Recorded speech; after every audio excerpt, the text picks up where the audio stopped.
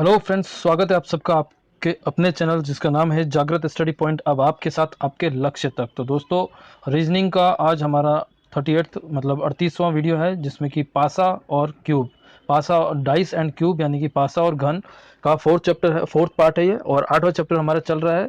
और जो मेरे साथी हमारे इस वीडियो को पहली बार देख रहे हैं, उनसे मेरी रिक्वेस्ट रहेगी कि इसके जो है बाकी पिछले पार्ट और चैप्टर को भी वो देख लें, ताकि जो है सभी चैप्टरों से वो अवगत हो जाएं और बाकी कोई भी जो है उनसे कोई मिस ना हो, और सभी चैप्टरों के जब परीक्षा में एग्ज़ाम दें तो उनके जो है आसानी से उनको हल कर पाएँ। हम बहुत ही आसान ट्रिक्स के माध्यम से जो है, और ट्रिक्स मैं इसलिए कह रहा हूँ क्योंकि फार्मूलों को जो है हम कॉन्सेप्ट से लेकर चलते हैं, कॉन्सेप्ट से समझते हैं उन फार्मूलों को, ताकि जो है फार्मूले याद करने की ज़रूरत नहीं रहेगी आपको। इसके पिछले वीडियो में मैंने ये बताया था दोस्तों कि घन जो है, घन पासे के पासे में घन किसको कहा जाता है? तो पासा जब पासे की सभी भुजाएं जो हैं, पासे की सभी भुजाएं जो है बराबर होती हैं लंबाई, चौड़ाई और ऊंचाई में, तो उसे जो है घन कहा जाता है। और घन का जो छोटे घनों की संख्या जो है n की घात 3 क्यों होता है? क्योंकि x, y और z तीनों होती हैं, और तीनों विमाओं में ये जो पासे हैं उन सभी को गिनने के लिए जो है n की घात 3 लगाई जाती है, ठीक है। और यदि हम इसको पासे के बाहरी भाग को, पासे के बाहरी भाग को अगर रंग दिया जाए और फिर उसे छोटे पासों में कन्वर्ट कर दिया जाए, तो उससे जो है 6 n माइनस 2 की घात 2, n-2 का होल स्क्वायर 2 गुणा 6। ये 6 क्यों आता है? एक रंगीन फलक के घनों की संख्या को देखने के लिए। एक रंगीन फलक से मतलब होता है कि यहाँ पे सिर्फ ये, इसको अगर हम देख रहे हैं तो यहाँ पे इस घन को या इस डाइस को जो अगर हम देखें, तो इस डाइस में जो है तीन सतह जो है, फलक का मतलब होता है सतह, और तीन फलक जो है, तीन सतह जो है रंगीन है। यहाँ पर इस वाले पासे में इसकी जो है दो सतह रंगीन है, यहाँ पर इसमें भी दो सतह, और इसमें तीन सतह, एक नीचे वाली और दो ये वाली सतह रंगीन है। इस प्रकार से सिर्फ ये जो है बीच में जो पासा होता है, सिर्फ वही जो है एक रंग से रंगीन सतह वाला पासा होता है, इसलिए इसे जो है एक रंगीन फलक वाले घन कहा जाता है। और इसकी जो संख्या है, हमारी किसी भी पासे में या किसी भी क्यूब में, एक कमरा ही समझ सकते हो, कमरे की जैसे 4 दीवारें, छत और फर्श होता है, तो कुल मिलाकर 6 सतह होती है। इस वजह से यहाँ पे जो है 6 आया, और क्योंकि ये बीच की बात हो रही है इसलिए यहाँ पे 2 आ रहा है, अन्यथा जैसे पूरे क्यूब की बात होती है तो 3 आता है, ठीक है। इसी प्रकार से अगला मैं आपको बता देता हूँ कि दो रंगीन फलक जो है उसमें n-2 क्यों आता है? n-2 यहाँ पे भी आया है और यहाँ पे भी आया है। ये इसलिए क्योंकि बाकी जो साइड के जो दोनों हैं उनको घटाना होता है, इसलिए 2 घटाना है, ठीक है। n क्या है? यहाँ पे जैसे 3 है वो n है, यहाँ पे 3 घन आपको दिख रहे हैं, 3 छोटे घन दिख रहे हैं आपको। इसी प्रकार से यहाँ ऊपर वाले चित्र में यहाँ पे हम देख रहे हैं कि यहाँ पे 4 घन है, तो 4 में से यहाँ पे इसको जब इसमें जब हम रंगीन घनों को देखेंगे, तो यहाँ पे माना कि अगर पूरे को रंगीन किया हुआ है तो 4 में से n को 4 मानना होगा, 4 में से 2 को घटाना है, इधर का और इधर का घटाना होगा, और इस प्रकार से ये फॉर्मूला यहाँ पे लगेगा। इसी प्रकार यहाँ पर देख रहे हैं तो यहाँ पे n-2 गुणा 12, ये 12 क्यों है? 12 ये इसलिए क्योंकि दो रंगीन फलक जो है कहाँ पर है? दो रंगीन फलक जो है यहाँ, एक यहाँ पर है, एक यहाँ पर है, एक इसी प्रकार इधर है। और ये कौन सी जगह है? ये सर, ये दोस्तों, ये भुजाएं हैं, भुजाओं पर है ये। और ये भुजाएं कितनी होती है? एक एक पासे में भुजाएं जो है वो 12 होती है। एक पासे में भुजाएं कितनी होती है? 12 होती है। एक भुजा यहाँ, एक भुजा यहाँ, तो यहाँ पे चारों भुजाएं इधर, चारों भुजाएं नीचे, और 4 भुजाएं इधर, 1 2 3 और एक पीछे वाली 4। तो इस प्रकार से 12 भुजाएं होती है, इस वजह से ये जो है 12 का गुणा होता है, ठीक है। और n-2 क्यों आया? क्योंकि यहाँ पर बाकी की दोनों साइड की जो है दो भुजाओं को, दो क्यूबों को घटाना है, ठीक है। तो यहाँ पे 3 है, तो 3 में से 2 इसलिए घटेंगे क्योंकि इधर और इधर के यहाँ इसमें तीन सतह जो है वो रंगीन है, ठीक है। इस वजह से n-2 आएगा। 4 होगा तो 4 में से 2 घट जाएंगे और बचेंगे बीच में 2। अगला प्रश्न, अगला जो है वो हमने ट्रिक जो समझा था पिछले वीडियो में, वो ये था कि तीन रंगीन फलक वाले घनों की संख्या, और तीन रंगीन फलक वाले घनों की संख्या कितने भी घन हो, छोटे घन कितने भी हों, तीन रंगीन फलक वाले घनों की संख्या हमेशा 8 होती है। क्यों होती है? क्योंकि ये जो तीन रंगीन फलक वाले सिर्फ और सिर्फ कोनों में होते हैं, और किसी भी क्यूब के अंदर 8 कोने होते हैं। 8 कोने, ऊपर में 4, 1 2 3 और ये 4, और नीचे में भी 4 होते हैं। 4 और 4 8 होते हैं, इसलिए इसकी संख्या हमेशा 8 होती है। मैंने नोट में भी डाला हुआ है, 8 होती है, ठीक है। और बिना रंग वाले यानी कि रंगहीन घनों की संख्या n-2 का क्यूब होता है। और ये क्यों होता है? हम समझ सकते हैं कि इधर और इधर की 2 को घटाना होगा, जितने भी बीच में क्यूब होंगे, जितने भी क्यूब होंगे उनमें से 2 को घटाना है, ठीक है। और ये खुद का स्क्वायर क्यूब क्यों आएगा, क्योंकि ये अपने आप में क्यूब की आकृति लेके रखा हुआ है, अंदर में भी क्यूब की आकृति ही रहेगी, इस वजह से क्यूब यहाँ पे आया है, यहाँ पे घात में क्यूब इसलिए आया है, ठीक है। अगला समझ लेते हैं। अगला है कि कुल रंगे हुए घनों की संख्या। कुल रंगे हुए घनों की संख्या जो है, मतलब चाहे वो एक वाला हो या बीच में ये जो है एक फलक इनका रंगीन है, यहाँ 2 फलक रंगीन है और यहाँ पर 3 फलक रंगीन है। यहाँ पे कुल की बात है, कुल में इसी वजह से जो है n का क्यूब आया है, और इसमें से घटाना किसको है, n-2 का क्यूब। और ये n-2 का क्यूब क्या है, ये अंदर वाला क्यूब है जो इसके अंदर में है, जिसमें कि एक भी सतह रंगीन नहीं है, ठीक है ना। तो इसके अंदर में अगर हम देखें तो गौर से देखेंगे तो यहाँ पे 4 है, तो इसके अंदर की 4 है, इसमें भी यहाँ पे देख रहे तो अंदर में एक ऐसा क्यूब है जो कि जिसपे कि कोई भी रंग, जिसके किसी भी सतह में कोई भी रंग नहीं है, ठीक है। इसलिए यहाँ पे n-2 का क्यूब है, ठीक है। और इसी को जो है इसी का मतलब जो है ये भी होता है कि कम से कम एक तरफ से रंगे हुए छोटे घनों की संख्या, और कम से कम एक का मतलब होता है कि कम से कम एक में कम से कम एक, और कम से कम और 2 और 3, तीनों का जोड़ आएगा, ठीक है ना। तो ये जो है n का क्यूब -n-2 का क्यूब, ये सेम फॉर्मूला लगेगा। अगर ये चीज़ इस तरह की बात भी बोल के प्रश्न पूछ लिया जाता है तो भी यही फॉर्मूला लगेगा, क्योंकि इन दोनों का मतलब एक ही है, ठीक है। ये हमने पिछले वीडियो में समझा था। और जो है एक और इसी का मतलब मैंने आपको बताया, कम से कम एक का मतलब जो है एक तरफ से, 2 तरफ से और 3 तरफ से रंगे हुए कुल घनों की संख्या। अब ये फॉर्मूला और इस फार्मूले का दोनों का मतलब एक ही है, लेकिन यहाँ पे जो है 1, 2 और 3 इन तीनों का फॉर्मूला को जोड़ा गया है। यहाँ पे एक तरफ के फॉर्मूले के लिए n-2 गुणा 6, यहाँ हमने देखा था कि यहाँ जो बीच में है वो एक फलक रंगीन है, और इनके लिए इस तरह की सतह कितनी है, 6 सतह है, 1, 2, 3 पीछे वाली, 4 इधर वाली, ऊपर की 6, 5 और नीचे की 6। इस प्रकार से इस वजह से 6 से गुणा हुआ था। यहाँ पे 12, क्योंकि भुजाएं 12 है इस पर, और 12 भुजाओं पे जो है 2 तरफ के रंगीन फलक सिर्फ भुजाओं पे होते हैं, इस वजह से यहाँ पे 12 से गुणा है। और यहाँ पे स्क्वायर आएगा, ठीक है, यहाँ पे स्क्वायर आएगा, मैं स्क्वायर लिख देता हूँ।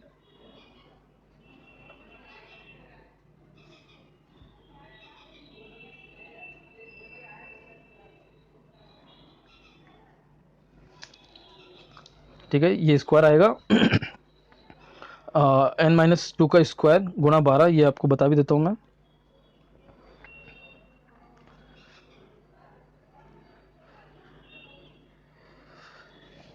यहाँ पर भी नहीं लिखा है, यहाँ पे भी मैं लिख देता हूँ।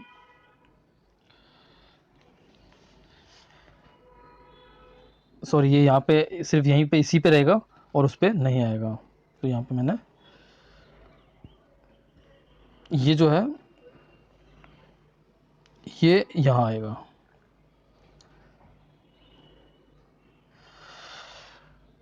तो ये n-2 का स्क्वायर गुणा 6 होगा, ठीक है दोस्तों। और इस प्रकार से जो है ये हमारा फॉर्मूला इस प्रकार से, और 3 तरफ से रंगे हुए कुल घनों की संख्या जो है वो 8 ही होती है, हम देख चुके हैं, पिछले वीडियो में भी समझ चुके हैं। और कम से कम 2 तरफ के रंगे हुए घनों की संख्या में 2 तरफ और 3 तरफ दोनों को जोड़ा जाएगा, यानी कि n-2 गुणा 12 प्लस 8, ठीक है। तो ये क्योंकि इसमें जो है अंदर के नहीं आएंगे और बाकी ये दोनों चीज़ आएंगी। साथ ही साथ दोस्तों मैं आपको अब जो है प्रश्नों की प्रैक्टिस हम करने वाले थे, और वो हम कर लेते हैं, ठीक है। यहाँ पर पहला प्रश्न है कि निम्न में से कौन सा मानक पासा होगा। तो मानक पासे में दोस्तों हमने पहले और दूसरे वीडियो में हमने समझा था, जो दूसरा पार्ट था उसमें हमने समझा था कि मानक पासा की एक पहचान तो ये होती है कि उसकी जो है सभी फलकों पे जो है नंबर्स होते हैं, ये चिन्ह नहीं होते, नंबर्स होते हैं, और यहाँ पे नंबर सिर्फ इसमें और इसमें है। और साथ ही साथ मानक पासे में जो है पड़ोसी सतह, जैसे यहाँ पे ये इसका पड़ोसी ये है और इसका पड़ोसी ये है, और ये भी आपस में एक दूसरे के पड़ोसी हैं, तो पड़ोसी सतहों का जो अंकों का योग है वो 7 नहीं होता है। और यहाँ पे हम देख रहे हैं कि 3 और 4 7 होता है, यानी कि ये वाला पासा भी नहीं होगा, ये वैसे भी नहीं है क्योंकि यहाँ पे अल्फ़ाबेट्स हैं और नंबर्स वाला है। और यहाँ पे 3 और 2 5 और 3 और 6 9 और 6 और 2 8, तो तीनों में से किसी का भी योग जो है वो 7 नहीं है। इस प्रकार से ये जो है हमारा डी ऑप्शन जो है वो सही होगा, मानक पासा ये हमारा डी है, मानक पासा जो हमारा डी है, और ये ऑप्शन जो हमारा वो सही हो जाएगा, ठीक है। अगला प्रश्न ले लेते हैं दोस्तों। अगला प्रश्न है 3 के सामने कौन सी संख्या है। तो 3 के सामने कौन सी संख्या है, यहाँ पे हम देख सकते हैं कि 3 जो है यहाँ पर है और बाकी किसी में भी नहीं है। 3 के सामने कौन सी संख्या है, ठीक है। तो जो है ये मानक पासा है या नहीं है, पहले ये देख लेते हैं कि 1 और 3 4, ठीक है, 3 और 2 5 और 1 और 2 3, तो ये मानक पासा लग रहा है। 4 और 5 9, 4 और 6 10 और 5 और 6 11, तो यहाँ पे भी 7 नहीं आया। 2 और 4 6, 2 और 1 3 और 1 और 4 7, 1 और 4 5, तो ये भी 7 जोड़ नहीं आया है। पड़ोसी फलकों में किसी का भी जो है योग 7 नहीं है, यानी कि ये मानक पासा है। और 3 के सामने, इसका मतलब 3 के सामने 4 होगा, ठीक है। 3 के सामने 4 क्यों होगा, क्योंकि विपरीत फलकों का योग जो है, सामने का मतलब विपरीत होता है। आपको बता दें कि सामने का मतलब हमेशा विपरीत होता है किसी भी पासे या क्यूब में या घन में। तो 3 के सामने क्या होगा, 4 होगा। क्यों, क्योंकि 4 में से मानक पासे में जो है, मैं लिख देता हूं, मानक पासे में हमेशा विपरीत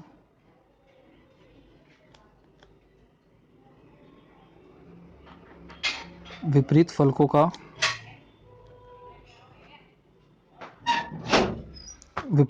का योग 7 होता है।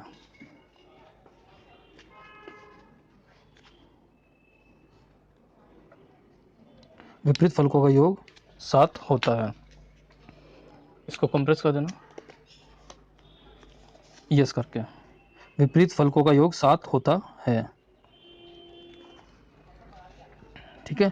तो विपरीत फलकों का योग 7 होता है, और सामने वाली जो भुजा होती है, सामने वाले फलक का, सामने वाले फलक का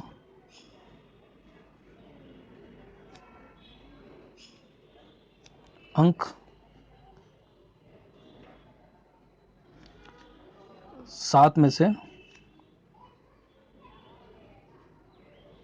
घटाने पर आता है।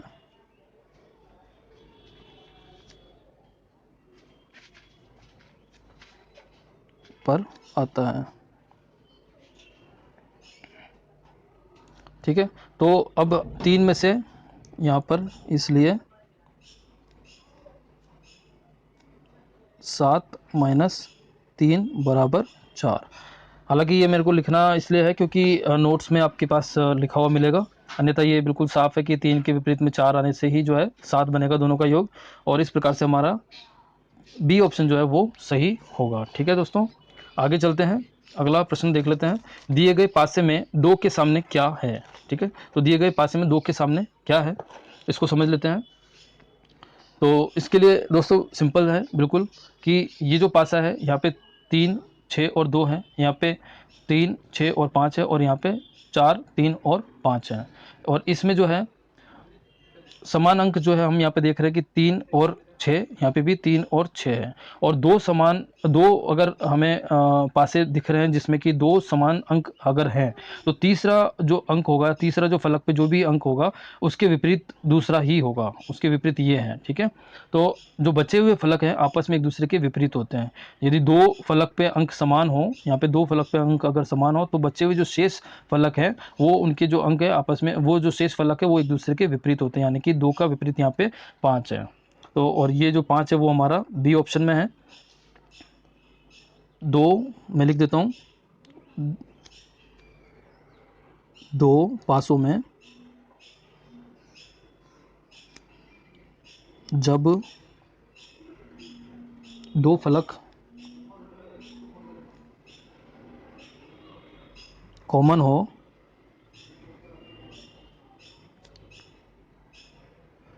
तो शेष फलक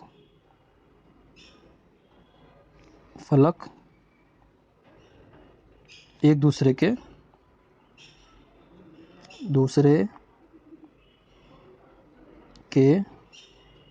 विपरीत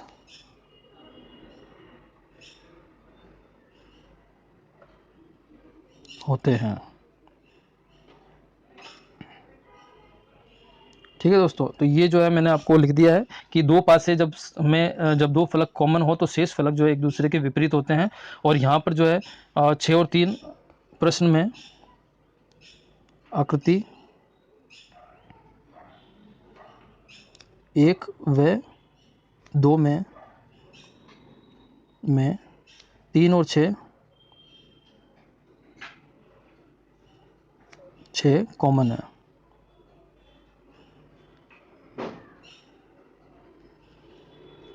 है, इसलिए 2 के सामने 2 के विपरीत 2 के विपरीत या सामने 2 के विपरीत या सामने जो है क्या होगा, 5 होगा।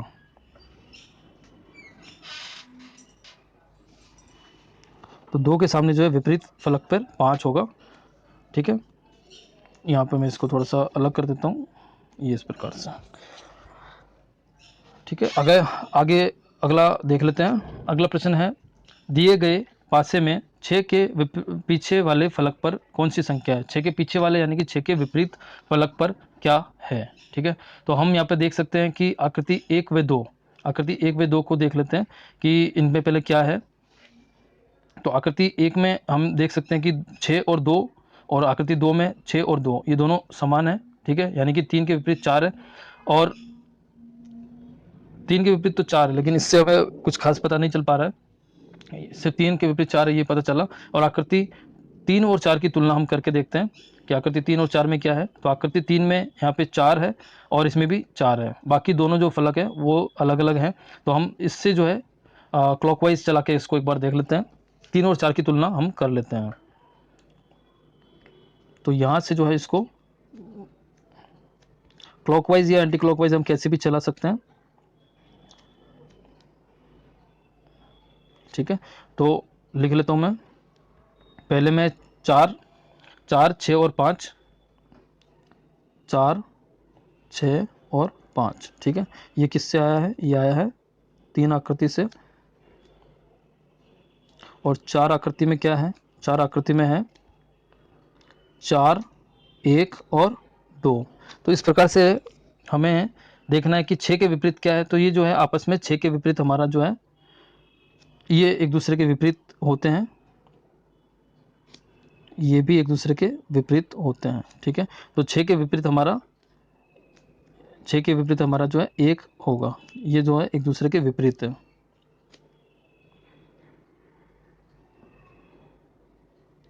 ठीक है, तो ये जो है हमारा इस वजह से जो है 6 के विपरीत 1 है, और हमारा ए ऑप्शन जो है वो सही होगा। ठीक है, तो ए ऑप्शन जो हमारा वो सही हो जाएगा। ठीक है, आगे अगला प्रश्न देखते हैं। इन पासों में भाग के सामने क्या है। तो ये जो है इन पासों में भाग के सामने क्या है, और भाग यहाँ पे बना हुआ है। ठीक है, तो भाग यहाँ पे बना हुआ है, तो इसमें जो है प्लस है, यहाँ पे भी हमें प्लस दिख रहा है, और यहाँ 0 है, यहाँ पे भी हमें 0 दिख रहा है। तो पासे में मैंने आपको पहले भी बताया कि दो पासों में जब दो अंक दो फलकों पे या दो सतहों पे दो अंक जब समान हो, दो सतह जब आपस में समान हो, तो तीसरी फलक जो है एक दूसरे के विपरीत होते हैं। यहाँ पे भाग है, और भाग के विपरीत में यहाँ पे डॉलर आएगा। ठीक है, तो मैं यहाँ पे लिख देता हूँ, दो पासों में दो फलक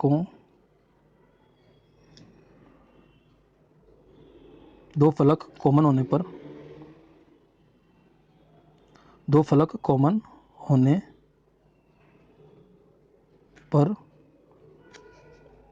शेष फलक एक दूसरे के विपरीत होते हैं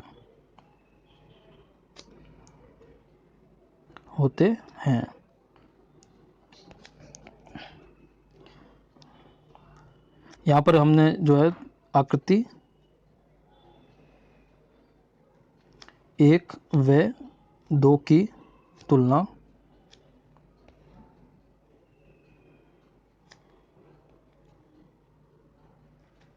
करने पर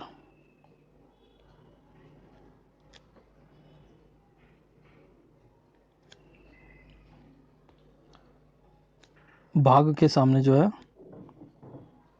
विपरीत या सामने विपरीत या पीछे, कुछ भी बोला जा सकता है, विपरीत, पीछे, सामने, इसलिए मैं तीनों ही लिख देता हूँ ताकि समझने में आसानी रहे और कुछ भी पूछा जा सकता है। क्या होगा? डॉलर होगा। चिन्ह होगा। ठीक है, तो ये मैंने यहाँ पे आसान से एक बार को आप सिर्फ इस चित्र को ये इस आप दोस्तों वैसे तो क्या है कि मैं सभी वीडियो का ये पूरे पूरे वीडियो का जो है पीडीएफ फाइल बना करके हमेशा जो है वीडियो के लास्ट में डिस्क्रिप्शन बॉक्स में मैं डाल देता हूँ। फिर भी यदि आप चाहें तो स्क्रीनशॉट भी वीडियो को रोक के स्क्रीनशॉट भी ले सकते हैं, जिससे कि आपको किसी भी प्रश्न के बारे में आसानी से समझ सकते हैं। और अगर आप चाहें कि वहाँ से डिस्क्रिप्शन बॉक्स से आप पीडीएफ डाउनलोड करना चाहते हैं, पीडीएफ आसानी से डाउनलोड करके अपने नोट्स को बना सकते हैं। ठीक है, ताकि दोबारा से वीडियो देखने की जरूरत नहीं रहेगी और आसानी से पीडीएफ देख के भी आप जो है प्रश्नों को समझ सकेंगे। ठीक है दोस्तों, और फिर भी अगर आपको पीडीएफ डाउनलोड करने में दिक्कत आ रही हो या फिर पीडीएफ नहीं खुल रही हो तो आप मुझसे कमेंट बॉक्स में जो है कमेंट कर सकते हैं, मैं आपको रिप्लाई दे दूंगा। ठीक है, आगे चलते हैं। एक मिनट। अगला प्रश्न है, निम्न पासों में दो बिंदु, यानी कि ये जो दो बिंदु दिख रहे हैं, दो बिंदु के विपरीत वाले फलक पर कितने बिंदु होंगे। ठीक है, तो दो बिंदु यहाँ पे हमें पासा दूसरे पासे, दूसरे चित्र में, तीसरे में और चौथे में, तीनों में दिख रहे हैं। ठीक है, तो हम आकृति पहले इसको देख लेते हैं कि यहाँ पर जो है 1, 3 और 6 है, यहाँ पर 2, 5 और 4 है, तो हम इन दोनों की तुलना नहीं कर पाएंगे। ठीक है, और यहाँ पर इसमें 2 है, यहाँ पे जो है इन दोनों की तुलना करके देखते हैं। यहाँ पे जो है 6 है, 3 है और 2 है, यहाँ पे 6 है, 3 है और 1 है, तो यहाँ पे 6 और 3 और 6 और 3 ये दोनों हमें 2 कॉमन दिख रहे हैं, यानी कि 1 के विपरीत 2 है, और यहाँ पे 2 के विपरीत पूछा है तो 2 के विपरीत हमारा 1 हो जाएगा, जो कि सी ऑप्शन में है। क्योंकि सी ऑप्शन में है तो हमारा सी ऑप्शन जो है वो सही हो जाएगा तुरंत से। और हम समझ चुके हैं कि दो फलक विपरीत होने पर आकृति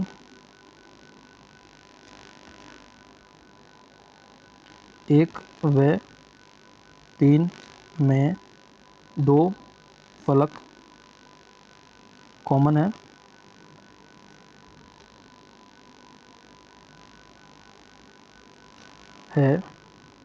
अतः जो है तीसरा फलक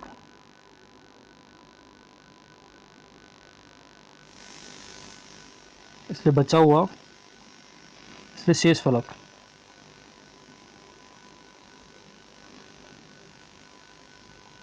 विपरीत होंगे एक दूसरे के।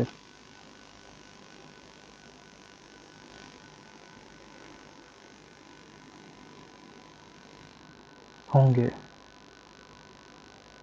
ठीक है, चलिए आगे चलते हैं। अगला है, निम्न पासे में ई के विपरीत फलक पर कौन सा अंक या अक्षर होगा। ठीक है, कौन सा अक्षर होगा, तो ई के विपरीत कौन सा अक्षर होगा। तो दोस्तों इस तरह की जो है पिछले वीडियो में मैंने आपको समझाया हुआ है कि इसमें ये जो है सी जो है इसके एक छोड़ के दूसरे पे, और यहाँ पर ये एफ है, मैं लिख देता हूँ एफ है,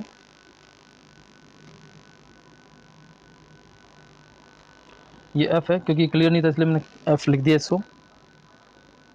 तो एफ जो है वो हमारा डी के विपरीत होगा,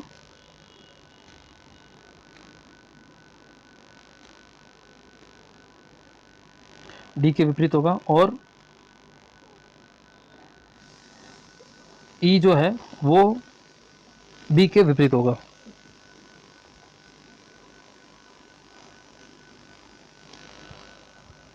ठीक है, तो ई के विपरीत हमारा बी है, और बी हमारा यहाँ पे डी ऑप्शन में है, तो डी ऑप्शन हमारा सही होगा, डी ऑप्शन जो हमारा सही होगा। ठीक है, खुला पासा है, ये खुले पासे में, ये खुला पासा है।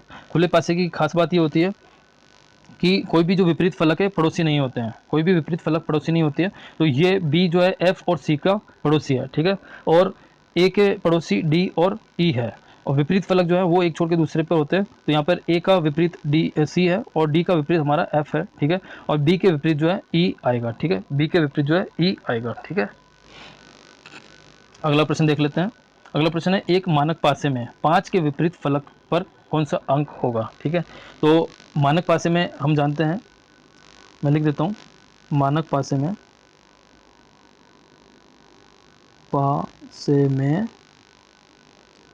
हमेशा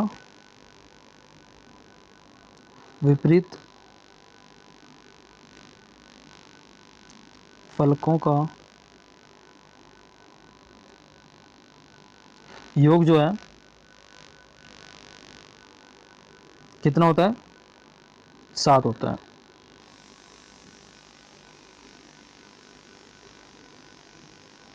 ठीक है, अभी पूछा है कि मानक पासे में 5 के विपरीत फलक पर क्या होगा, तो 7 होगा, तो यानी कि 2 बचेगा। ठीक है, 7 में से 5 को घटाएंगे तो 2 बचेगा। अतः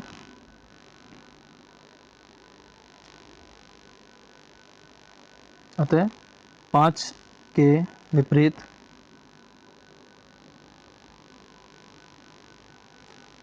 दो होगा। ठीक है, हमेशा जो है मानक पासे में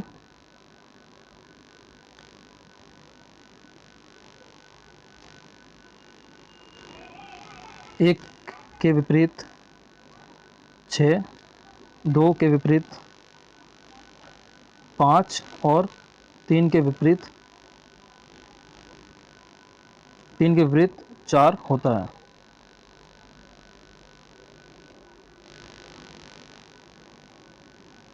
एक दूसरे के विपरीत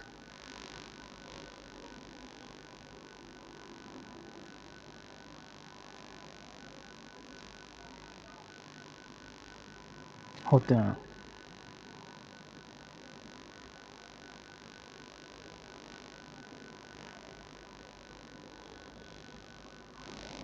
ठीक है, तो आप इसका स्क्रीनशॉट लेना चाहें दोस्तों, स्क्रीनशॉट ले सकते हैं, अन्यथा जो है पीडीएफ फाइल में भी जो है आप इसको डाउनलोड कर सकते हैं। अगला प्रश्न है, दिए गए पासे में 4 के विपरीत फलक पर कौन सा अंक होगा। ठीक है, तो एक बार देख लेते हैं कि मानक पासा है क्या, बताइए ज़रा एक बार देख के, मानक पासा है क्या। हम देख सकते हैं कि मानक पासे में जो है पड़ोसी सतहों का फलकों का योग जो है 7 नहीं होता है। यहाँ पे 5 और 6 11, 5 और 4 9, 6 और 4 10, 7 किसी का भी नहीं है, तो 4 के विपरीत जो है 3 आएगा। ठीक है, 4 के विपरीत 3 आएगा, चूँकि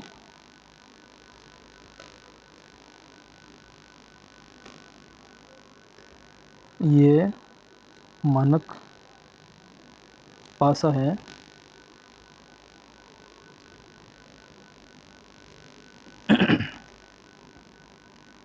चूँकि ये मानक पासा है इसलिए 4 के विपरीत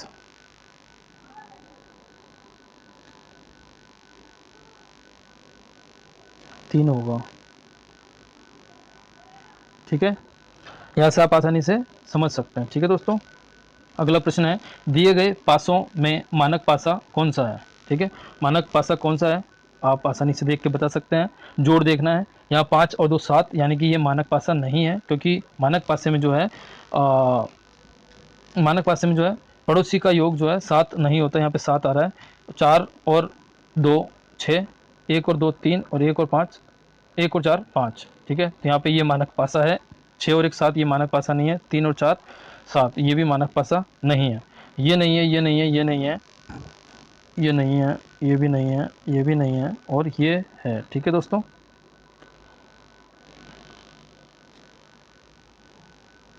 अगला प्रश्न है, एक साधारण पासे में कितने शीर्ष होते हैं। एक साधारण पासे में कितने शीर्ष होते हैं। ठीक है, तो शीर्ष बिल्कुल सिंपल सा है दोस्तों। शीर्ष के बारे में मैंने आपको पहले पूरा समझाया हुआ है कि थ्योरेटिकल क्वेश्चन भी आ सकते हैं, मैंने आपको बताया ही था कि थ्योरेटिकल क्वेश्चन भी आ सकते हैं, इसलिए जो है बेसिक जो है हमेशा क्लियर होना जरूरी है।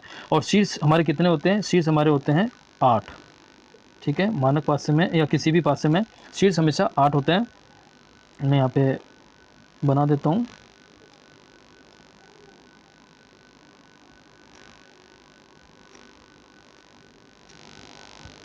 रुकिए।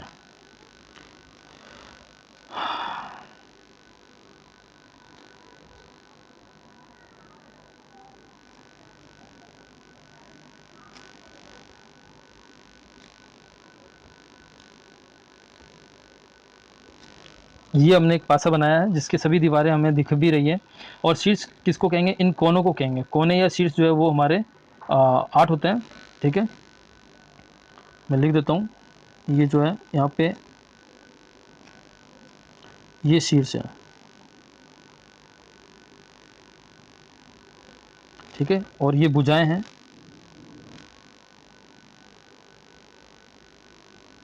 ये भुजाएं हैं, इनको कोरे भी कहते हैं, कोरे। ठीक है, ये कोरे हैं। और शीर्ष को जो है कोने या शीर्ष इनको कहा जाता है। और ये जो है हमें सतह है। सतह क्या है? ये सतह या फलक। सतह कितनी होती है दोस्तों? सतह होती है 8। 8 कैसे होती है? एक कमरे 6 होती है, सॉरी 6 होती है सतह। एक कमरे को आप सोच सकते हैं कि कमरे में 4 दीवारें, 1 2 3 और ये 4, और ऊपर का छत और ये फर्श। टोटल जो है 6 सतह या फलक होती है। ठीक है, कोरे जो है, कोरे या फिर भुजाएं, ये होती हैं 12। ऊपर की 4, नीचे की 4, और ये साइड की 1 2 3 और ये 4। इस प्रकार से भुजाएं या कोरे 12 होती है। और शीर्ष या कोने जो हैं वो 8 होते हैं। ठीक है, मैं लिख देता हूँ। ये फलक कितने होते हैं? फलक होते हैं 6। ठीक है, ये होती हैं 12 और ये होते हैं 8। 8 कोने होते हैं। ठीक है, तो ये थियोरिटिकल क्वेश्चन जरूर से आ जाते हैं कई बार। अगला प्रश्न देख लेते हैं। अगला प्रश्न है, दिए गए पासे में स्टार के विपरीत फलक पर कौन सा होगा? तो स्टार हमारा यहाँ पे है और इसका विपरीत जो है ये डॉलर होगा, यानी कि हमारा डी ऑप्शन जो है वो सही है। डी ऑप्शन जो है वो सही है। इसके विपरीत ये है। ठीक है, और यहाँ इसके विपरीत जो है वो ये है, और इसके विपरीत जो है वो ये है। ये एक दूसरे के विपरीत है।